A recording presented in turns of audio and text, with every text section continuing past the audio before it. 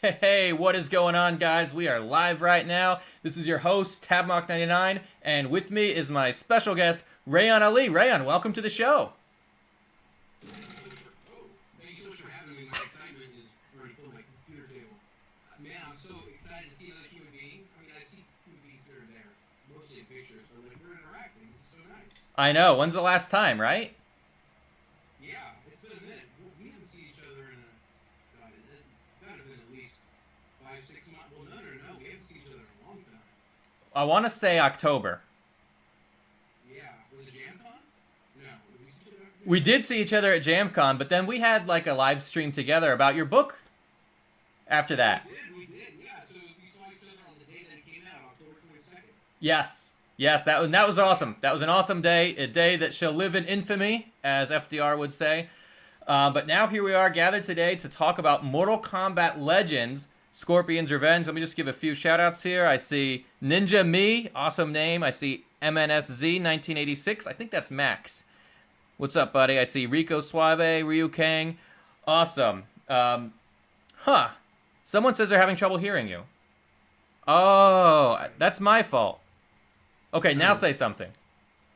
All right, something. Okay, hopefully that's better. I had to raise your volume up. I had it lowered the other day for a game that was a little bit loud. Got it. Okay. All right. So let's see. I know there's gonna be a little bit of a delay, but can you guys hear me now? Yeah, they probably can. I'm just going to assume it's fine. Okay. All right. Yeah, let's just go on with it. Otherwise, it's gonna be like a silent film. I'm just be chattering. Okay, great. All right, can you hear me? All right. Thank you guys all for showing up. This is super exciting. Yeah, dude, it really is. How long have we been waiting for like another Mortal Kombat movie? I mean, I know we've got Mortal Kombat Legacy. That was a thing that we got recently, but Mortal Kombat Legends, Scorpion's Revenge, the first animated movie we've seen in a long time. Since the 90s. Absolutely. Right. Was it Defenders of the Realm? Is that? Yes. No, that was a TV series. Well, yeah, and there was, I'll count that, and then there was The Journey Begins. So Journey Begins. That's what I'm thinking of. Yeah, it's been a long time. And I got really excited when I just heard that there was a Mortal Kombat movie coming out of any kind. I'm just like, oh, let me take a look at it. I was not really in the loop when that last series came out, when Legacy came out. And Conquest, I don't know, Conquest always seemed kind of cheesy to me. Like I wanted to get into Conquest, but at that time, I was more interested in other things like Mortal Kombat 4 and the first Mortal Kombat movie. well, I think we can all agree that Mortal Kombat Federation of Martial Arts was the best Mortal Kombat adaptation. Absolutely, yeah. The XFL of Mortal Kombat properties, yeah. You know it. Just high quality. You know it. So before we get into this, I just wanted to say congratulations, because I saw that your book was featured in a glimpse of a Cinemassacre video recently. What's up with that? Yes, yeah. That's so cool. Yeah. So I attended MagFest back in January, back when we were all allowed to get together like people instead of having to be quarantined, and I'm over here in the dungeon. But back at MagFest, yeah, I met some guys from the Cinemassacre crew. I showed up over there as a fan, but also to do a panel. For my panel, about 50 people showed up for my solo panel, which was super cool. So I had a pretty packed house, which was great. But that same weekend, I ran into Tony, who is over on the Cinemassacre team, and I passed over some copies, and I was like, hey, if you could pass it on to the team, I would be so happy if you guys could check this out. And he said, yeah, we'll try to put you in one of the videos somewhere, in retail reviews. So I said, yeah, that'd be great. I didn't really think too much of it, but I contacted him the other day just to be like, hey, did anything ever happen with that? I mean, I was expecting no. Not out of any kind of malice or whatnot, but just, time flies, life goes on. He's like, yeah, no, here it was in a couple of videos. So I'm going to post this tomorrow. It's super cool that it happened. And it's just been hit after hit. I mean, I was on IGN a couple weeks ago, which was amazing.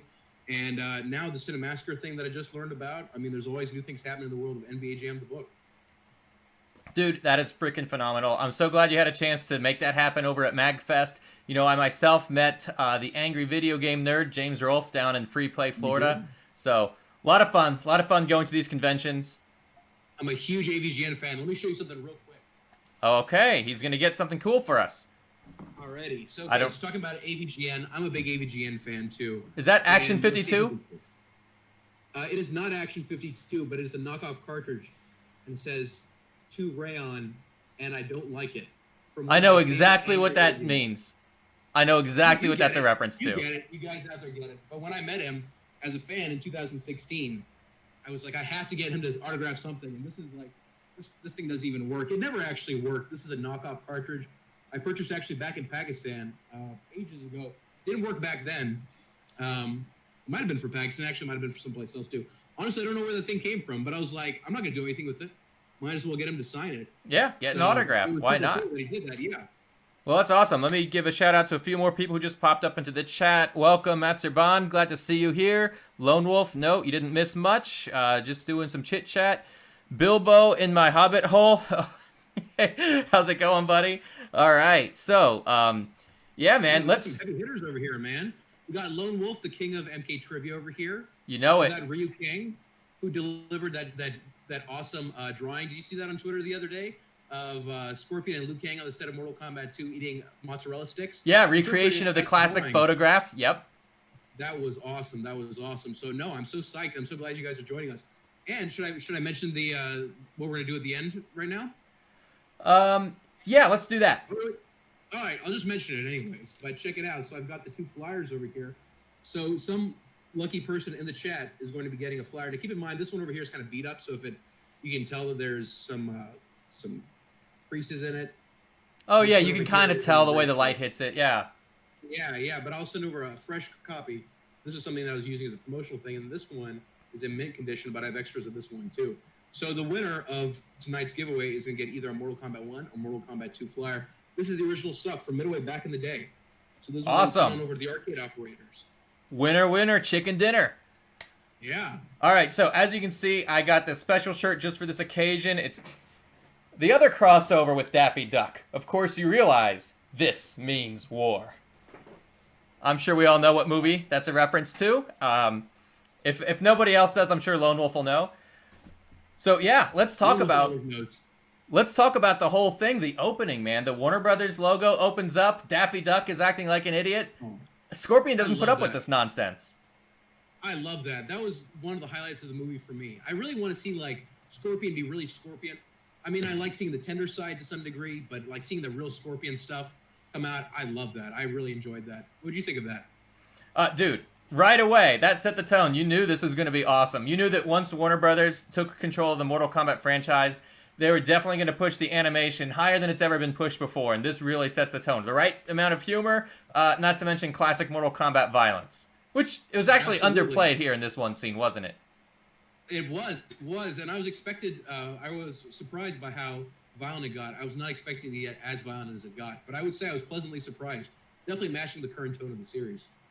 Yeah, I actually made this fake pic as a tribute to that whole thing. I shared it with Ed Boon.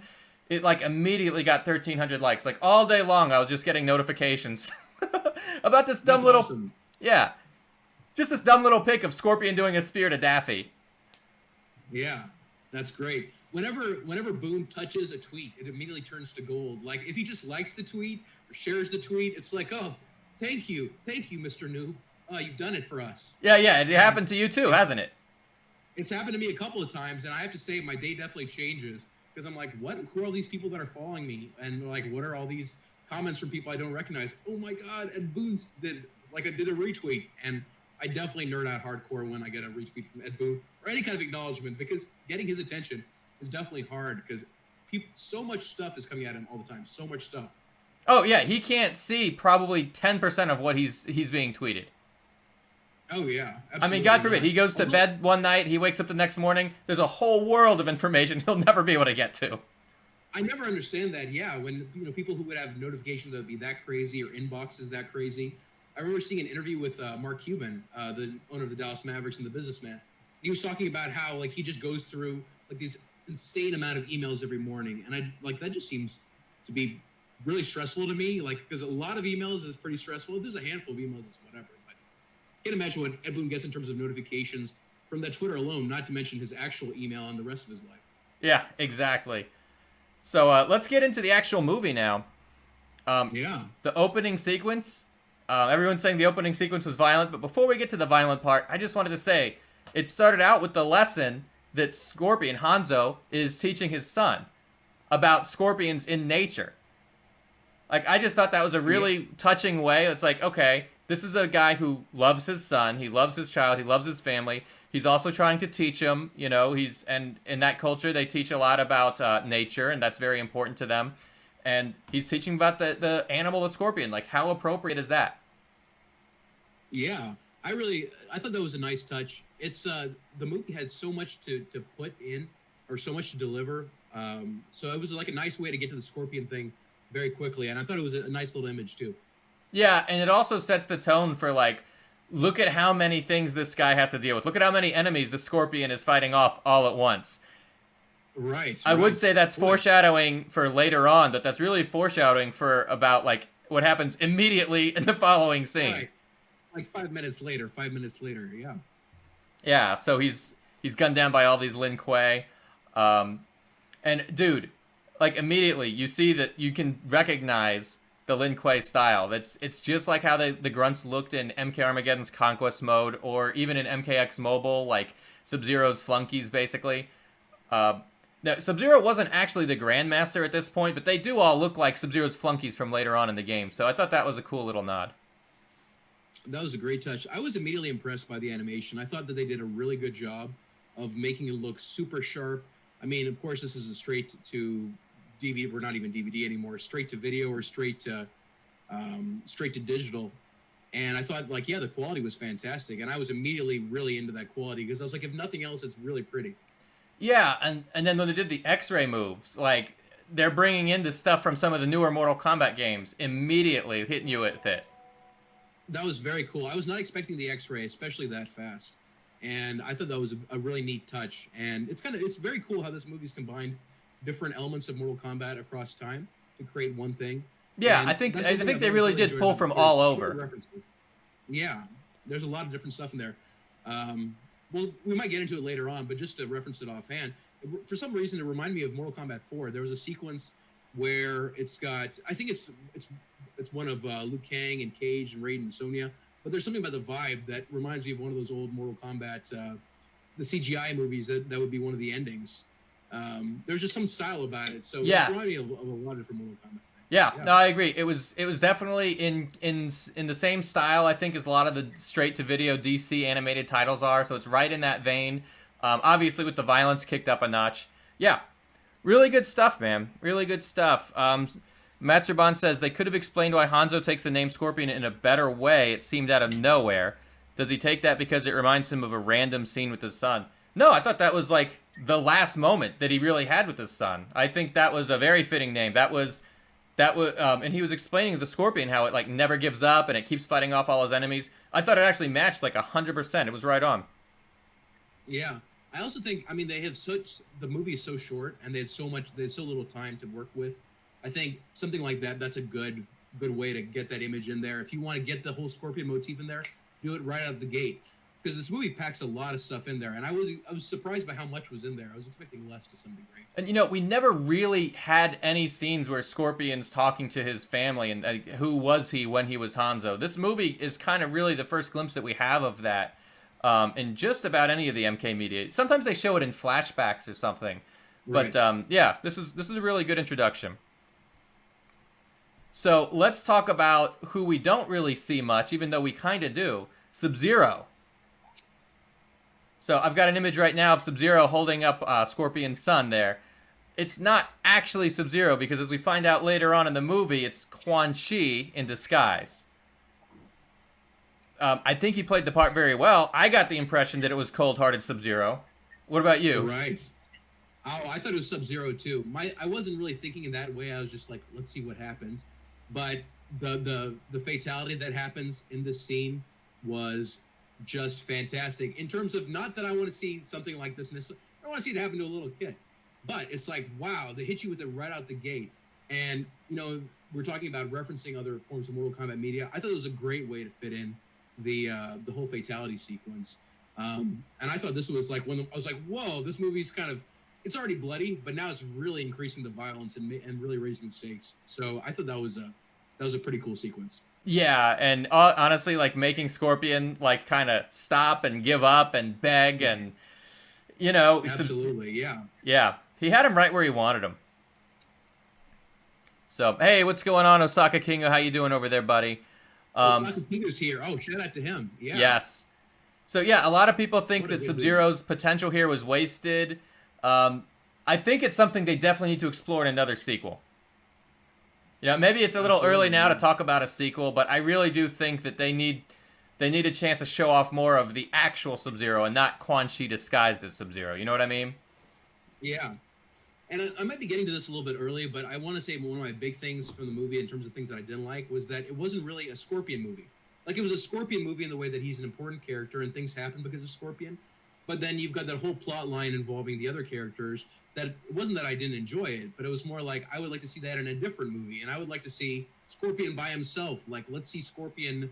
Let's get more Scorpion in there. Let's get some scenes where there's not necessarily a big piece of action happening, but just whatever Scorpion would do to hang around or just interact with characters without anything necessarily meaningful happening.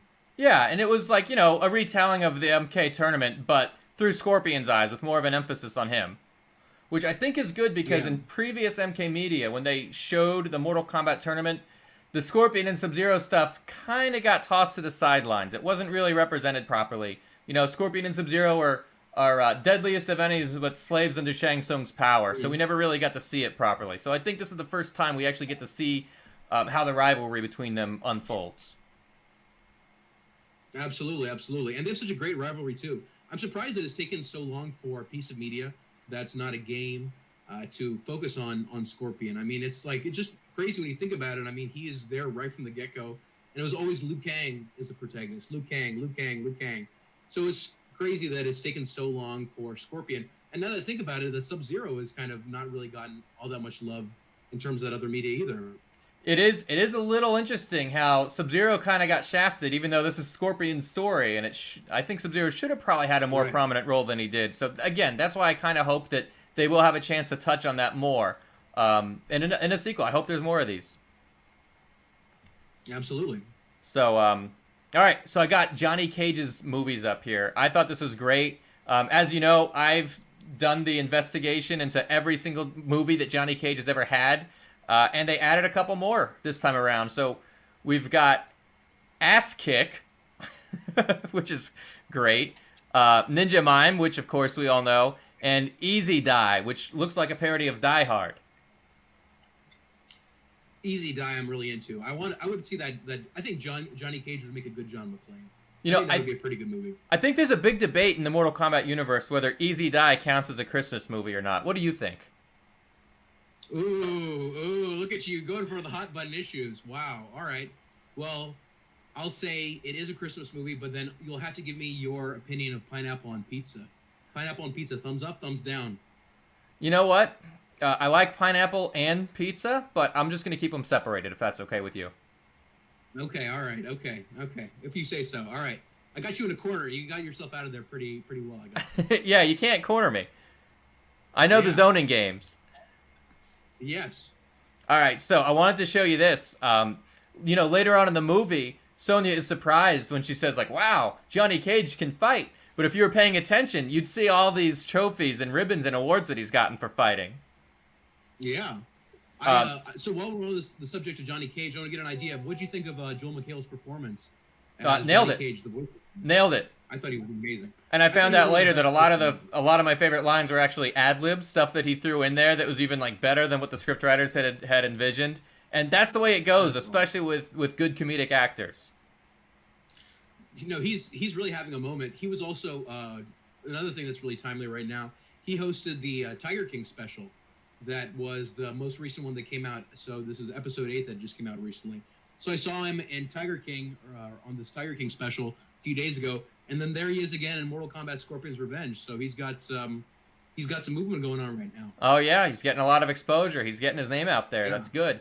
I thought it was great. It was very Deadpool. Very Deadpool is what this Johnny Cage was to me.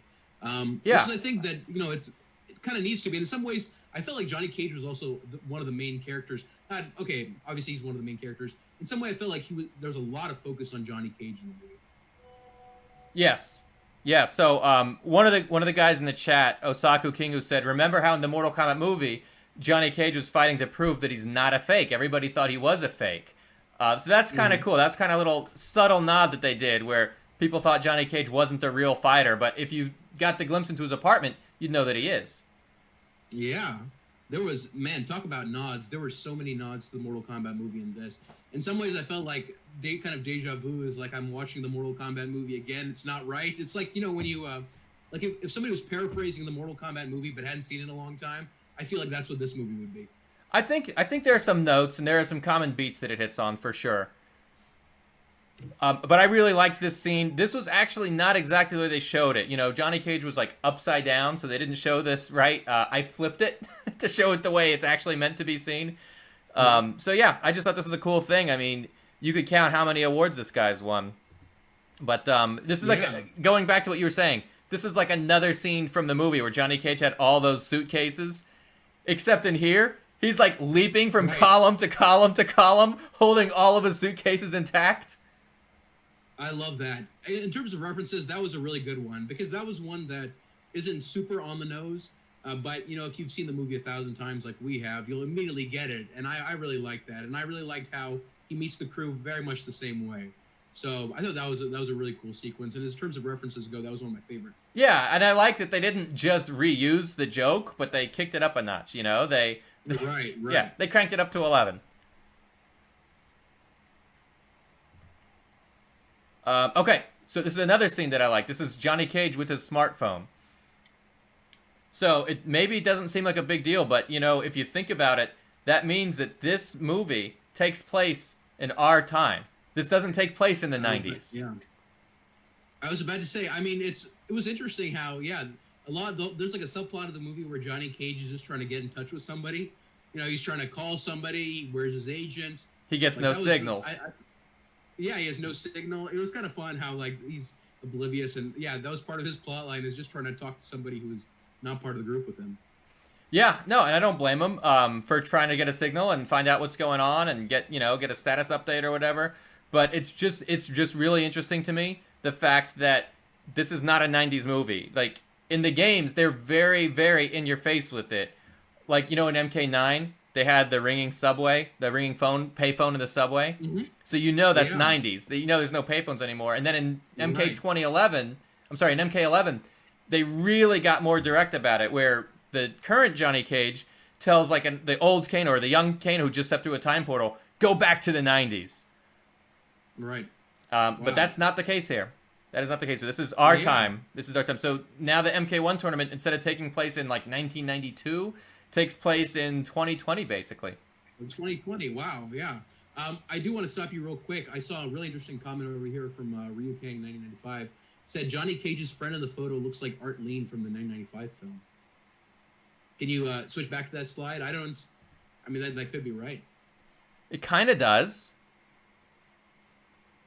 Jump back on over to it. I've got a little bit of... I just kind of thought this was like some random referee, though.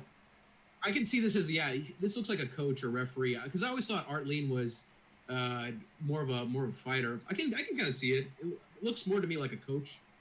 It's weird that the idea of a referee just hugging Johnny Cage. It's like, good job, Johnny Cage. Wasn't biased towards you at all.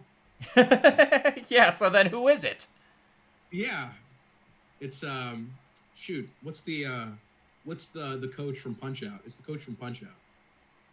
Yeah, nice Mike Tyson's Punch Out crossover. Yes, yeah. Doc something. Someone's going to correct me in a second. It's just on the tip of my tongue. But yeah, it's interesting. I didn't think about the 2020 thing necessarily. Wow. Mortal Kombat with social distancing. That'd be something. What do you think about this? The scene with the invitation in it. Yeah, tell me a little bit more about this. You did some digging into this one, right? Well, I was translating it, but I kind of gave up. But Ice Blossom translated it for me. And it really does. Okay, so in the old days, they just kind of put fake Chinese-looking letters together. They didn't mean anything. But now, somebody's actually taking the time to make sure that they get it right. And so, yeah, when a Chinese person reads this, it literally says that you've been invited to participate in the Mortal Kombat tournament. That's cool. I appreciate that they did that. Yeah. I always find it it definitely takes me out of the movie when let's say if you see a newspaper and you just see lines on there, just full black lines indicating text or something that is gibberish. Like these fake Latin, these generic placeholder letters from Latin that they kind of put in everything. And that always takes me out of it immediately. So that's so cool. That's a detail that if you can read that you know what it means. Yeah, and like Liu Kang said, they do look very similar here. They've got the red colored dragon on the left, and they've got all the Chinese lettering to the right, and it opens up the same way. So yeah, I think this is definitely an homage, even though it was only like a few seconds. Right. Good Some of reference to the homages, original. yeah. Yeah. All right, so this is something I wanted to talk about. These are like three different scenes that I just kind of threw them all together.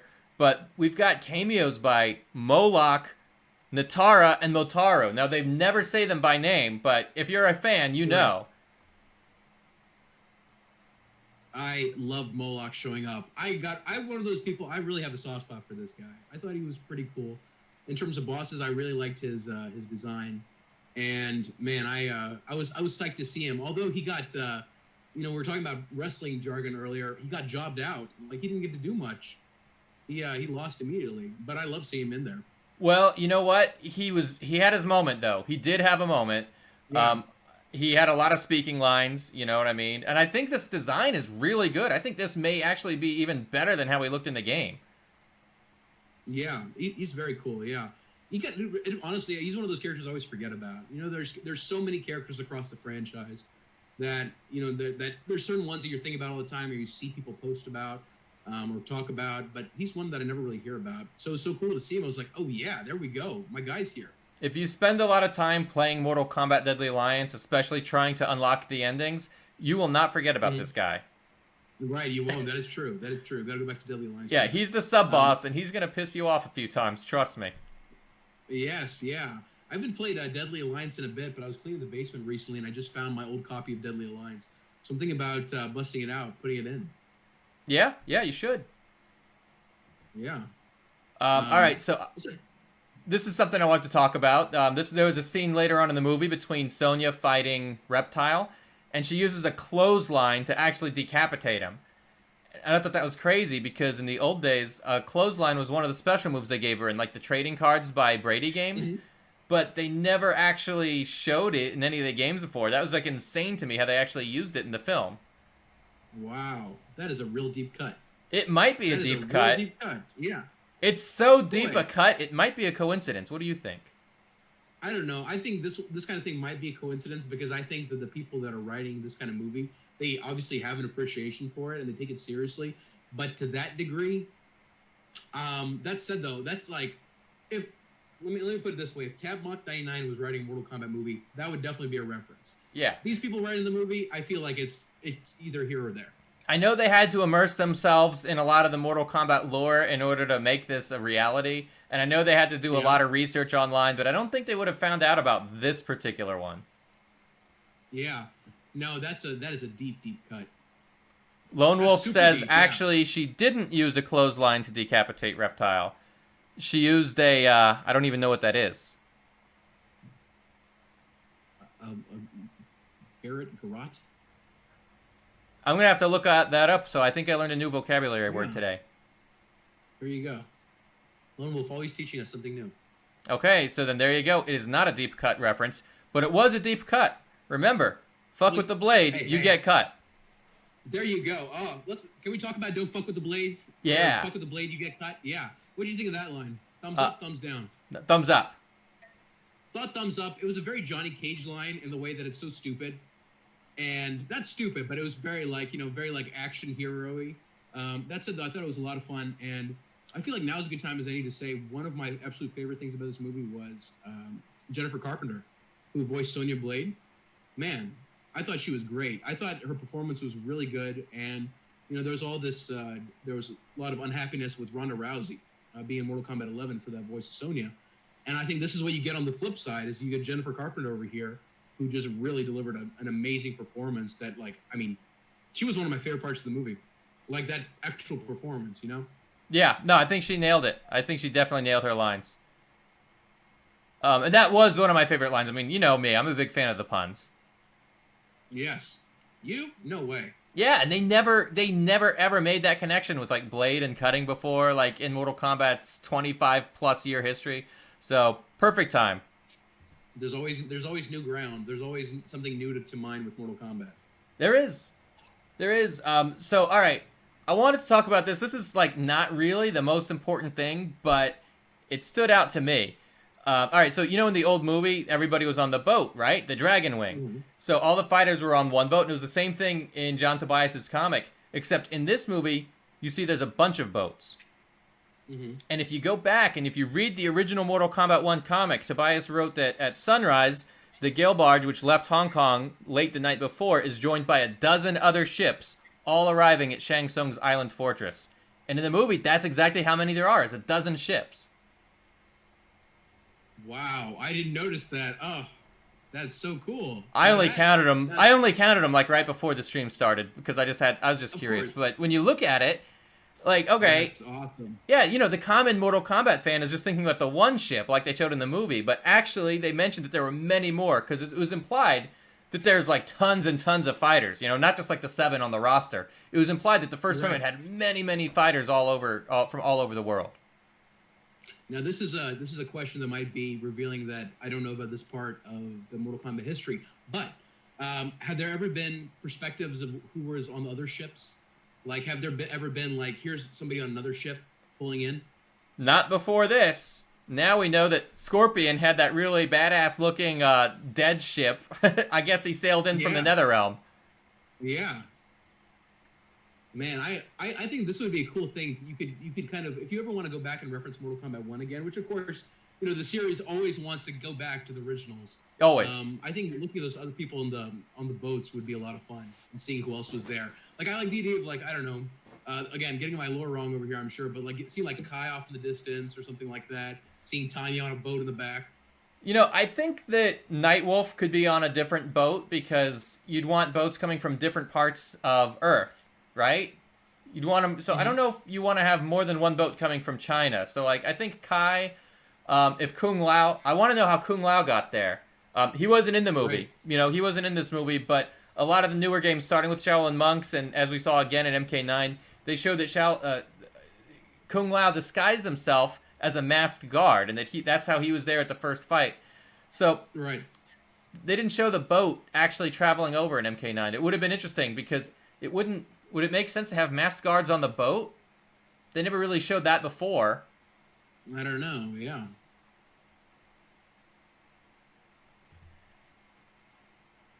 All right, one of my favorite scenes. Test your might. How did they never have test your might in one of the movies before? That was great. I thought that was I thought it was a really fun reference. I also like the fact that you see one person fail and one person succeed, which is test your might is so satisfying to watch when somebody succeeds. And it's cool that, for me, it sounds weird, but the iconic test your might is somebody failing. Because that's what I saw most often, because I was not very good at test your might. And I also love the animation of the person hurting their hand. I really like this reference. Yeah. I mean, in all the media that Mortal Kombat has had over the years, there's maybe been like one comic where they showed test your might briefly. But we've never saw it. We've never seen it on the big screen. We've never seen it on the small screen. So here it is. I just thought that was great. No, that was really cool. Are there any other characters in the back that we recognize, or are these all just random? Yeah, just made up. Just made up for this. Yeah. Although, I can't prove it, but one guy kind of looks like maybe Kenshi. What do you think? Which one over there? Which one's the Kenshi one? Well, he'd be facing away from us, wearing a red blindfold. You think that's a blindfold, or you think that's just like a general headband? Yeah, I can't. Let's see. Facing away from. Oh, I see it right now. Oh, okay, right there in the bottom. Yeah. Ooh, wow. That'd be cool if it was Kenshi. Man, now I want that to be Kenshi. Right? I'm not sure about that. Oh. I don't know. Evil Eye Tabmok. Well, I mean, hey, I wasn't even thinking about it except you asked, so maybe it's him. Yeah. All right, so somebody pointed out that we skipped something. We skipped Scorpion and Quan Chi's talk in the Netherrealm. Quan Chi squeezed him easily. Oh, you know what? Quan Chi implied that he was at his most powerful because it was his lair. When he was like, I know what he's talking about. Like when he tells Scorpion, you're challenging me in my home? Like, oh, okay. Mm-hmm. This is the place that gives Quan Chi, this is like the source of his power. So Quan Chi is at like his maximum power here. That's why Quan Chi can't do that stuff to him when he's like, on Earth or when he's on Shang Tsung's island. Right. Yeah, I thought that made sense. I thought they gave a good explanation built into that scene. That was another thing that reminded me of Mortal Kombat 4, of the Scorpion's ending, where Scorpion, God, that's just such a classic moment of Scorpion running at Quan Chi, and then basically dragging him to hell, or going to hell with him. Yes. And yeah, I thought that was cool. That was another thing that reminded me of Mortal Kombat 4. I just keep getting Mortal Kombat 4 vibes from this movie, which is cool. I can't say I get that often, that I get Mortal Kombat 4 vibes from anything. No, once in a while there'll be something. This one gave me vibes. This scene right here, when Shang Tsung was giving his speech and he gave like flashbacks to different important parts of Mortal Kombat history, they showed him versus the Great Kung Lao from 500 years ago. That reminded me of MK The Journey Begins, only in MK The Journey Begins, they went with Shang Tsung's MK2 look, and here they decided to go for Shang Tsung's MK3 look. Now, that was a deep cut that I appreciated, too. Shang Tsung's MK3 look doesn't really get talked about. No. I feel like whenever you see him in those, different depictions, you'll see the Mortal Kombat 2 one much more than you'll see Mortal Kombat 3. So I was kind of surprised to see that. I was like, I immediately knew, like, I immediately enjoyed that and recognized that. I was like, that's a really cool deep cut, the idea of that Mortal Kombat 3 look. Nobody really talks about that. You know, they actually did bring his MK3 look back for MK11. It is. That's one of the unlockable things that you can get for they brought back Cary Tagawa as Shang Tsung, and he has the MK3 look. So it's a good one. Yeah. Okay, this is another one that I wanted to talk about. You remember this part in the flashback where they talk about the Elder Gods? Vaguely, I remember watching this, and for some reason, this reminded me of Superman. Like the vibe of this reminded me of the Superman movies where you'd be in the, God, I forget what the called, but whatever the gods were in Superman, especially because everybody's kind of bluish over here. Oh, they kind of are. Well, I really like the fact that we see the Elder Gods. It's unclear if any of them are supposed to be Shinnok or Cetrion, or if these are just completely made-up characters. But I really do like it. Now, if you look way in the back, it looks like just random patterns of light or cosmic energy. But that's actually a face. If you look carefully, you can see eyes, nose, and somata. Mm-hmm. I can see it, yeah. Who is that? That's the one being. Oh, that's the one being, okay. Yeah. Oh, yes. Yeah, yes, look carefully. Yes. You can see the eyes, nose, and somata. It's trippy. Yeah. That's cool. I wonder which one is Cetrion. Yeah, so one being, that was a deep cut reference right there. Yeah, wow. Back there, Lone Wolf also mentioned, I wonder which one is Cetrion. That would have been cool to see Cetrion show up in the movie. Yeah, Cetrion and Shinnok, it would have been neat. Yeah. So I threw this up just because this does follow the beat from the first movie. The fact that Raiden's three main champions are Liu Kang, Johnny Cage, Sonya Blade. Like, those are the big three. They've kind of gotten away from that. Like, with MK9, they kind of have a chance to show off more heroes. They bring in people like Nightwolf, who was now at the first tournament, and they bring things like Kung Lao, who showed up as a masked guard that we talked about earlier. But in this movie, they kind of disregard that, and they kind of bring it back to the big three, which I thought was kind of a neat, subtle reference. Yeah. I will say the big three are cool, but, I mean, I still was hoping for more Scorpion. Like, I wanted more and more Scorpion. And to me, like, I know we're going to get some Scorpion, but I don't know. I was just, every time I turned away to these guys, there were some really cool moments, but I kept thinking, like, this should all be setting up for their movie. Like, they shouldn't be in Scorpion's movie. Scorpion, like, they should just be making cameos over here, and not really getting full plot lines. But it was cool seeing them. Well, they are kind of here to save the whole planet, and Scorpion. Yeah, but this is Scorpion's planet too. Like, he actually cares about what happens, and that's kind of what I like about this movie. Scorpion is not just completely blinded by rage. He's not. He doesn't just completely ignore good advice like when Raiden gives it to him. He pays attention. He knows what's going on. He's tuned in. He's a lot more self-aware in this. This is. It almost makes you realize how much every other adaptation has kind of done Scorpion an injustice. No pun intended. But here, they finally got Scorpion right. Like, he is powerful enough to win the tournament if he wanted to. He just doesn't want to. He is powerful enough, and he is, like, in tune enough to... He's got a goal. He's clearly focused on his goal of revenge, and he never really takes his eyes off the ball there. But he's not going to destroy the planet and just ignore his responsibilities to protect Earthrealm in the process either. Absolutely, yeah. I really like that. You know, I think Scorpion is one of those characters who really they could do a lot more with. Like a whole live action Scorpion movie, I think would really do well. And Scorpion is so iconic, but his visual is very iconic and his moves are iconic, but his personality isn't really iconic yet in the way that, like, if you stop somebody, like, they could say maybe a couple things about him, but I think there's a lot you could flesh out with Scorpion. So, you know, if nothing else, I mean, like I said, I hope that there was going to be more Scorpion. There's going to be more of an emphasis on just Scorpion by himself, but I'm happy with the fact that he got into this movie in the first place, that there's a Scorpion movie out there now.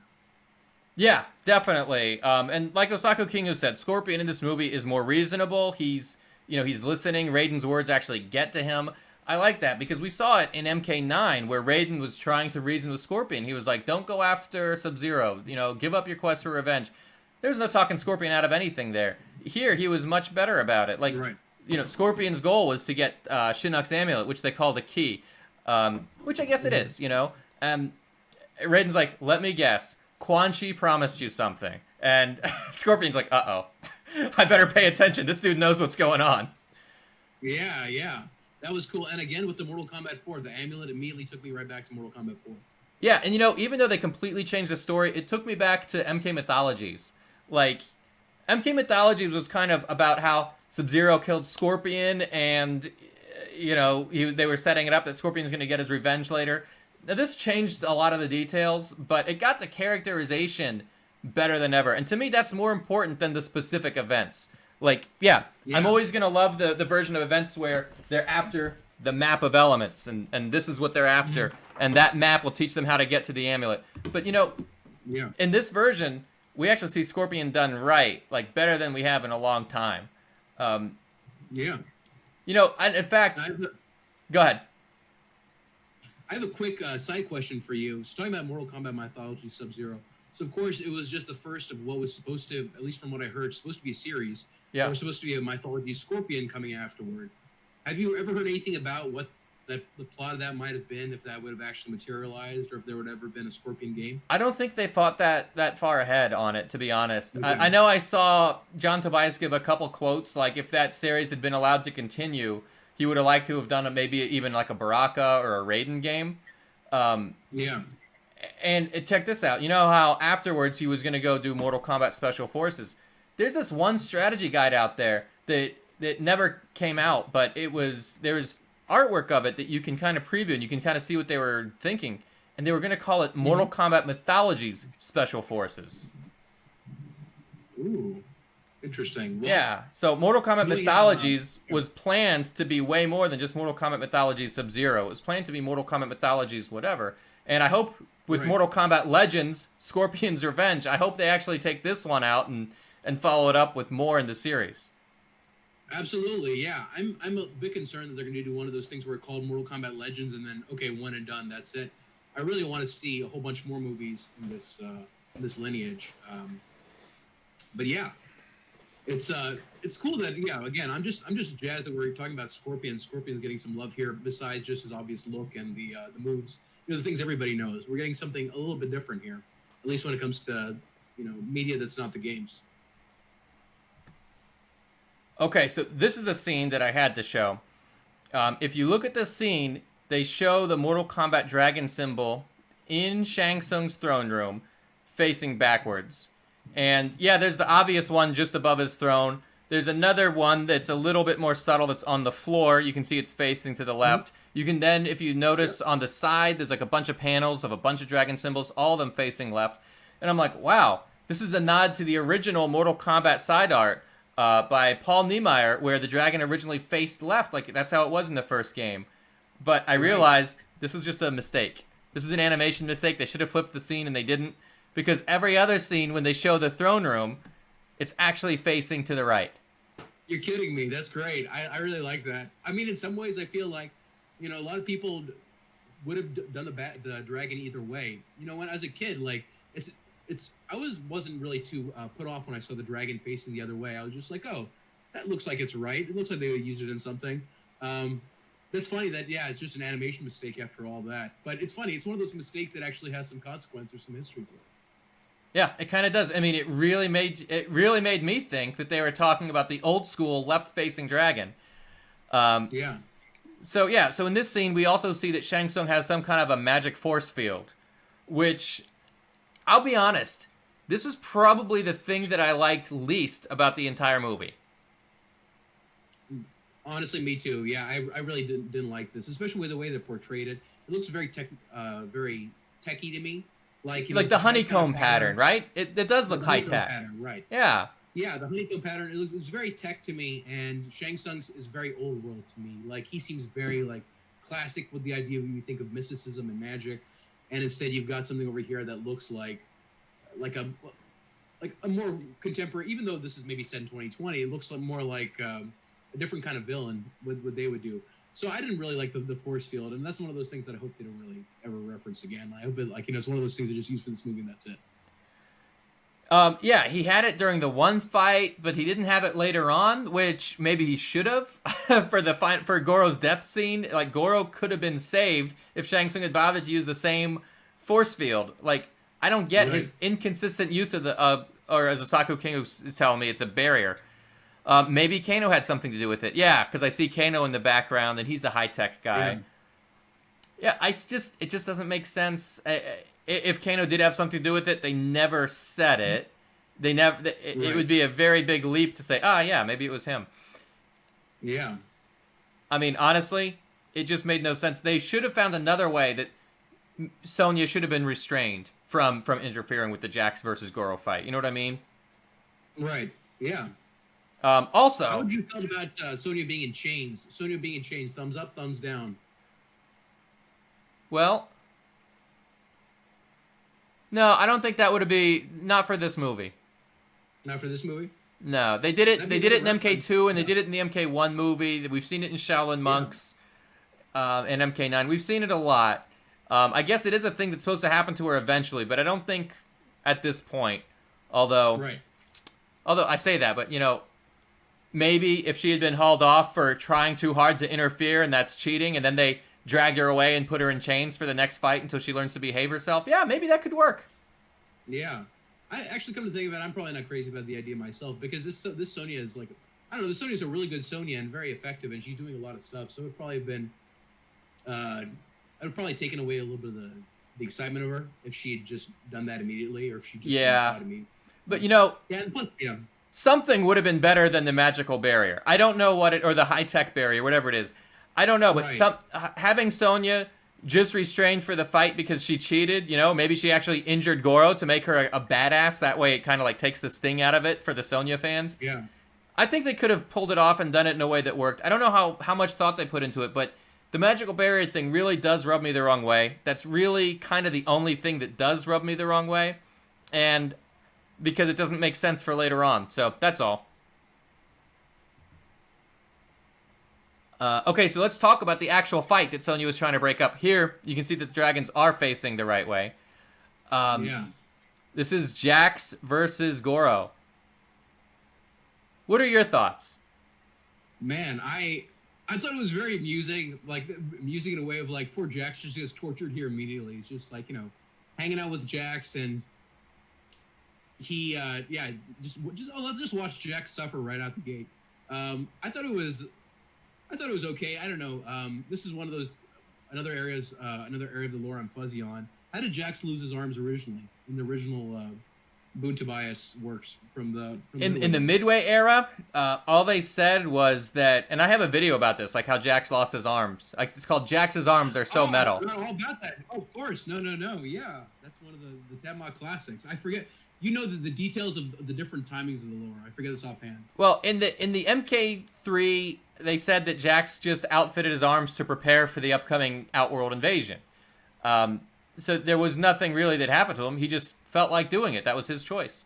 Nothing wrong with making your own body modifications. You can do what you want. But then in MK9, they rebooted this timeline, and now Ermac was the one who tore his arms off. Yeah. So what I like here is that they don't just tell you the same old story that you've seen a million times. They're going to throw a few new twists in. This is its own thing. This is its own retelling. It takes place in a different time than the original games did. It takes place in today's day and age. So not in the 90s. It takes place now. So yeah, not everything has to follow the exact same path that's been laid out for him. So here, it's Goro. And to be honest, not only did it remind me of MK9, the scene where Jax loses his arms, it also reminded me of the movie where it was Goro versus Art Lean. Yes, yeah. I will say overall though, in terms of like really selling Goro, this was a great thing that made Goro look really tough. In terms of building him up, I will say I like that a lot. It's such a horrible image, and yeah, you just could see poor Jack suffer, and then add another layer to his mythology that Goro's involved with all of it. So, I like the movie when it starts to get like a little different. Like, when you've got over here, like you've got fight scenes that you're not familiar with or things you're not necessarily expecting. That was the stuff that I found really interesting. Yeah, I agree. I mean, I don't want to see the exact same story, the exact same beats over and over again. I'm very familiar with it. I do like to see something new, Yeah. Jax could hold his own against Kintaro, though, in the original MK2 comic. So Jax wouldn't lose to Goro quite so easily, at least in that one. All right, so let's talk about the Baraka versus Johnny Cage fight. Again, this is one of those things where Johnny Cage did fight Baraka in MK9, and, there was kind of that whole thing where Johnny Cage thinks this is all pretend. He thinks this is all just for fun. Like, oh, who does your special effects? Who's your makeup guy? But they took that to, like, the next level here, and this is one of my favorite things where his suit's getting cut. He's like, hey, that's my suit. That's expensive. This is custom. Yeah. That was great. That was a cool reference. That was one of those references that's subtle. I mean, you can tell that they're referencing the $500 sunglasses asshole, but it was so nicely done. Like, I thought it was a nice subtle move. I also really like the fact that Baraka's blades, they do a spark like they do in the games, but here it just set everything on fire. Like, it was dangerous. The blade sparking is dangerous. It's flammable. Now, are we certain it's Baraka or so we're certain it's Baraka over here, right? It's got to be. I'm calling him Baraka. Okay. I'm calling him Baraka. And yeah, Toasty. That was like my favorite line. I can't believe they managed to work in Toasty. That was fun. That was really fun to work in Toasty. Yeah. Test Your Might was an easy thing to work in, and I'm glad they did it. But Toasty, man, I can't believe that. Yeah. That's pretty cool. I know that the chance of this would have been completely zero, but man, I would have loved it if Dan Forden would have somehow popped his head in the frame, or his frame, the frame would have been cut off a certain way that his head would have been in the frame when somebody said Toasty. Oh yeah, well maybe for the next one. Maybe for the next one, yeah, make him part of the franchise officially. All right, so let's talk about the Reptile fight. I know we covered it a little bit before, but man, Reptile does a lot of special moves here. He really shows off his abilities. He does the acid spit. I guess before he does that, he's like invisible, and you can kind of make out where he is. Yeah, I really like the fact that they brought in a lot of Reptile moves. I gotta say, speaking of getting jobbed out, they jobbed my boy Reptile out. I love Reptile, and he's like, "What? We're not gonna get to see the Reptile movie now?" Oh, yeah, you never know. Maybe this isn't Reptile. Just like Baraka could have been a random Torcatan named Ted or Fred. Maybe this is Bob. Bob the Raptor. Yeah. Oh, man, yeah. Because I love me some Reptile. And I think Reptile is another character who I think a lot of people recognize Reptile. Like, you'll have some recognition with casual people when it comes to Reptile, but not really know his story. And I would love to see a whole Reptile movie. I'm a huge Reptile fan. He's one of my favorites. I would like to see a story about the Raptor race or the Saurian race, whatever they're going to call it, because there really is a tragic backstory behind it. Just to show him as a random villain serving the forces of evil, that doesn't really do justice to the whole complexity of what happened to their realm and Zatera and the fall to Shao Kahn and all that stuff. You know what I mean? Yeah, absolutely, yeah. Reptile can also be a little bit of a smartass at times, and I kind of like that about him. Yeah. Yeah, I really like his dialogue in Shaolin Monks, too. Like, yeah. You humans think you're so superior. Oh, Shaolin Monks Reptile. Maybe that's my favorite Reptile. I mean, I was in terms of a boss fight, like the fact that he was such a big boss fight in that game, I love that because I was like, my boy Reptile is getting so much love in Shaolin Monks. That's a great game. That's a fun game, man. Yeah, no, it really is. It really is. So do you think this movie did Reptile justice or not? I think this movie did Reptile justice in the way that they depicted his skills, and they made him. It wasn't like in the Mortal Kombat movie where it's like, who is this guy? Is this Reptile? Oh, he's just like some random dinosaur. I think it was a dinosaur, right, or some kind of weirdo, like some kind of special effect or something. So he was like a special effect. Yeah, he's like a CGI shape shifting kind of lizard. Yeah. Right. I wasn't into that in the Mortal Kombat 1 movie. But I thought his abilities were great. I was really disappointed that they killed him so quick because I was like, Reptile should deserve to be. He should let him escape. Let Reptile escape. So I love me some Reptile, and I've really been happier to see him run off and then have him appear in the next movie. Like, if there's another movie after this, have Reptile make a cameo again. Well, yeah, but I think people wanted to see gruesome deaths in this one, so we got that. We did get that. It's interesting who they decide to kill and who they don't decide to kill. So, Baraka is left for dead. I mean, that whole place is up in flames and a bunch of rubble, crashed down on him. So he got, crushed and burned. And yet, it's still possible that he survived. That's, still a thing that could have happened to him, Yeah. Yeah, left for dead. Exactly. Who knows? Who knows if he really is. Reptile, on the other hand, you think he could come back from being decapitated? You think his head could grow back? I could see that. I could see that, too. Absolutely. I could definitely see that happening with Reptile, yeah.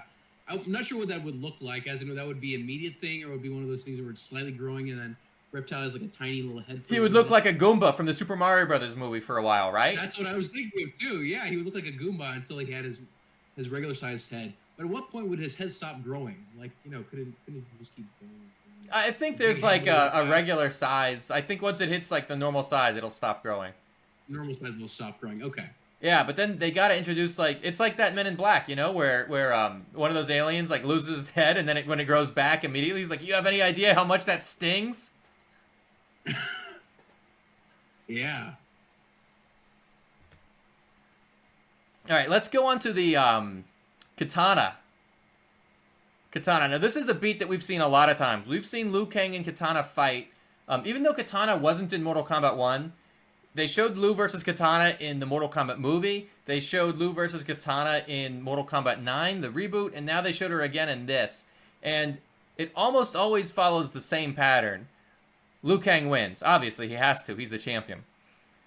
But what do you think about this particular fight scene, the way they showed it this time around? I gotta say, I wasn't really a fan of this scene because I thought it moved too fast. I thought they should. It was there. The one thing that I understand that it's a shorter movie. It's not the same thing as a feature-length movie, and there's a lot to work in there. But it just moves so fast. It's like I felt like there should be more of a distance in terms of their characters. Whereas I already felt like you could already tell that there's some chemistry going on between these two.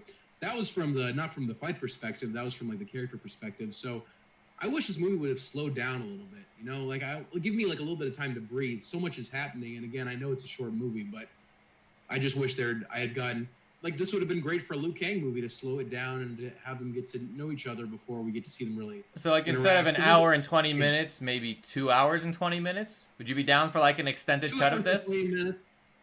That, or, I would have loved to see, Mortal Kombat Legends, Liu Kang's return. I don't know. Everybody likes R movies with these, Revenge, Return, Retaliation, Redemption, Liu Kang's something. Yeah, something that starts with R. How about Reptile's reincarnation? Oh my gosh, Reptile's reincarnation. Pre-ordering it right now. There you go. I've got my wallet here. Yeah. I'll send it directly to the studio. I will say this. Kitana's dialogue here somewhat reminded me of Shang Tsung's dialogue from the first Mortal Kombat movie. What does she say that reminds you? I don't remember the exact line, but the original line that Shang Tsung said was, "Save your pity for the weak." She says something about that, she doesn't want his pity. Yeah, I did not catch that. Wow. Look at this. This is why we keep you around, Tabmok, is because you got those deep cuts. Yeah, no, watch it a second time, I'm telling you. I think it'll hit you I think it'll hit you the same way it hit me. You'll kind of think like, yeah, Kitana's line, she does sound sort of like Shang Tsung did. Yeah. Now I gotta say, talking about deep cuts, I just want to stop on it for a second. Did we passed by the scene where Onaga appears? Doesn't Onaga appear in the scene? I don't remember that. Onaga is in the movie in the background somewhere. I think he was in one of the scenes that we passed, like the one with the dragon facing the wrong way. I think he's somewhere in the background, but he's somewhere in the movie for sure. Well, if I flip back through some of my screenshots, you know, I'm avoiding movie clips because I don't want any copyright problems, but... Yeah, I don't think that he's in the... I'm not sure he's in this shot, but I'm almost certain he's there somewhere. Yeah, he's not in any of the screenshots that you've got. But... Yeah, no, you don't have it in this one. But yeah, I'm almost certain he's in the movie. And I hope somebody else on there can confirm or deny. Well, if somebody finds a screenshot of Onaga in there, feel free to post a link in the chat. But anyway, Yeah. Liu Kang versus Kitana, you know, ultimately she loses. She yields to him. I think that's the way it had to go down. But you know what else? More than just he defeated her in a fight, like, he actually got to her. Right. Like, you could see the gears turning in her head. Like, she's maybe going to change who she is as a person as a result of her interaction with Liu Kang here. I thought it was very subtle, but when he said that, you know, I have something that no Outworlder has, hope. Right. It's almost That's like he cool. rekindled some kind of memory in her of having hope once upon a time. Yeah. I also have to say, though, that in terms of designs, I thought the Kitana design was great. Like, it looks really... Kitana looks like she's ready for war. Yeah. Yeah, so, okay, here's another one I've got. Random Black Dragon thugs. I honestly thought when they hinted that there's going to be Black Dragon members showing up, I was honestly expecting cameos from, like, Cabal, Kira, Cobra, Tasha, No Face. Jared. Yeah. I don't know why I was thinking all that. Yeah. Tremor. But Right. we just kind of got nameless thugs. Yeah. Again, this is one of those things where I think I would love to see a Kano movie. Like, just a Kano / Black Dragon movie, I thought would be... Yeah, really cool. yeah. Yeah. Yeah, you're right. No, Special Forces, Black Dragon kind of drama would be awesome. Rico Suave just said, going back to Moloch, it's weird that we only see him, but Draman was MIA. You know what else is interesting about that? I did want to touch on that. In MK Deadly Alliance, Draman was given the role of Oni Tormentor. Like, that was a special role designated to him. And here, clearly, Moloch was an Oni Tormentor. He was the one doing all the tormenting. They ruined the franchise. Yeah. Yeah. They ruined everything, right? There, Yeah, throw the whole thing out. You gotta bring drama and the flies in there. Yeah, I hope so. Yeah. Maybe Draman will... And Maybe then- the next movie will be Mortal Kombat Legends Draman's Revenge.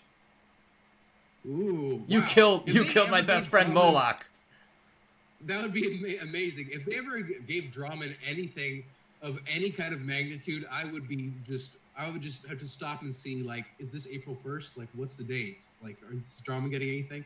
But Imagine I have to say, Scorpion trying to Draman tell was him, hey, you really shouldn't be consumed with revenge. It's not good for you. Right.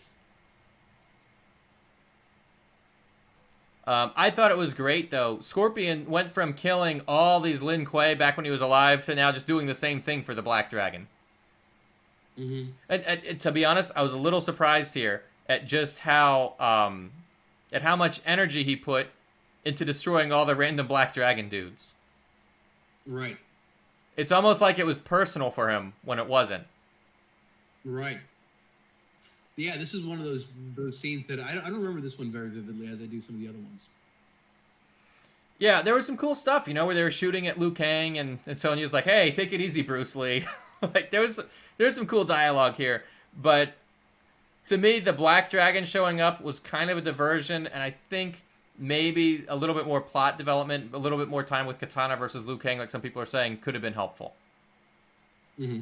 Yeah, some of the stuff that was rushed, I don't know if Black Dragon members needed to show up to the tournament in the middle of it and create all this chaos. And also, it was sort of Raiden's job to prevent all this interference. I don't get why Raiden was nowhere to be found and the good guys kind of had to do it all themselves, even though it was outside the tournament. Yeah. See, again, this is one of those things. I think it's a cool movie, and there's a lot of cool stuff in there. Yeah. It's just like this is like 3 cool movies. I mean, you've got one movie that you can do the Liu Kang style, the Liu Kang storyline. You can do the Black Dragon Kano Special Forces storyline, and then you can give Scorpion his own movie. So they just move so fast with all these things. Cameos I like, but I also like it when you breathe a little bit. You know what this reminds me of a little bit was it Batman versus Superman? I didn't end up seeing Justice League, but Batman versus Superman was, I thought it was, I'm not sure that people really are fond of that movie, but I thought it was pretty good. But there was so much in it that I'm just like, slow down. Let me hang out with one character who I really want. You know, they really did cram too many storylines into one movie for that. They tried to take too many different arcs. Like, you know, Superman versus Doomsday probably didn't need to be in all that. The death and return of Superman didn't need to be part of it. You know, forming the Justice League, but it's also Batman and Superman's first time meeting each other. It was just too much going on. So with this, maybe all the Black Dragon members showing up, maybe that didn't need to happen. Yeah. But Kano with the guns, now that was actually a cool part. If he had like a couple Black Dragon thugs with him, that would have made a little bit of sense. I would have liked that. I don't know if they needed to have like 100 of them, but you know, just a couple guys. Yeah. Right. I thought the Kano depiction was pretty good. I'm always hoping I'm going to see him again in that red from Mortal Kombat 3. That to me is that's the Kano I grew up with. That's my iconic Kano, is that red, the Kano in the red from Mortal Kombat 3. Yes. But it's always good to see Kano, and Kano is one of those characters who, like, honestly, I could watch a whole Kano movie, and I think if you build Kano up, he could probably carry a whole movie himself. I think Kano was definitely presented as very dangerous in this movie. I think he was depicted better than he was in the original Mortal Kombat movie, where he seems kind of like a joke. Kano was kind of a coward in that movie. He was afraid to fight Sonya one-on-one, you know, despite all his talk about how he believes in a fair fight, like his daddy taught him. Here, he really seems maniacal. He seems like a madman. He's not somebody you want to go up against. Oh, absolutely.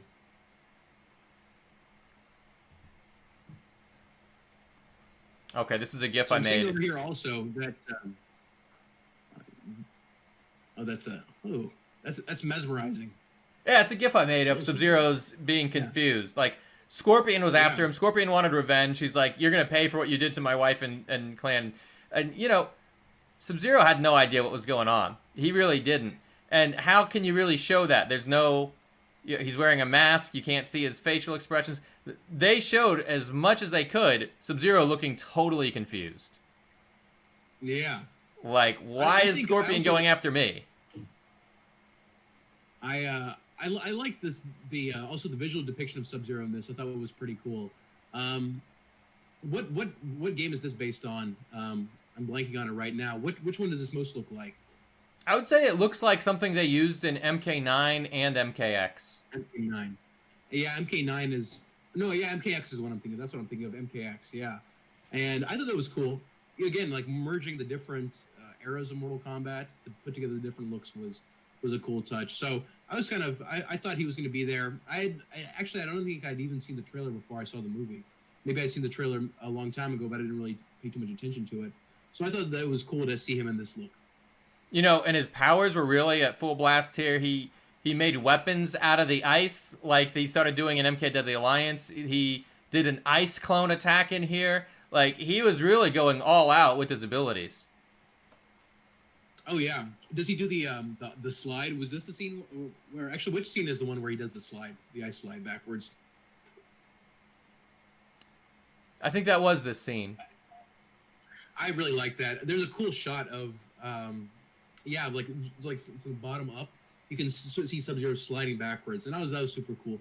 Sub-Zero's visuals are so great. I mean, just like all the stuff that you can do with ice and all the different decisions they've made with that. I really dig the. I love the action in this movie. I gotta say, like the actual scenes of the fighting scenes were so well done, and they felt like they had so much force to them. Plus, you had the X-ray stuff in there too. Yeah, oh, yeah. Well, no, all those references to all the moves. Even, like, there was a scene where Liu Kang had his fist and he was about to do, like, a fireball to Kitana, and he's like, I don't want to hurt you, but I'm about to set you on fire. Oh, it Yeah. was great. Yeah, all the moves and all the abilities I really thought were represent. They really did a good job representing everything here. Um, I just wish, like, when Sub-Zero had killed Kano, Scorpion would have realized, hey, wait a minute, we're both fighting Black Dragon here. Maybe we're both from Earth and we're both on the same side. I Right. really What's wish that going on Scorpion over had just here? thought a little bit more about it. You know what I mean? Yeah. So after Scorpion gets his revenge and kills Sub-Zero, that's when Quan Chi approaches him and tells him everything. What did you think of this Quan Chi?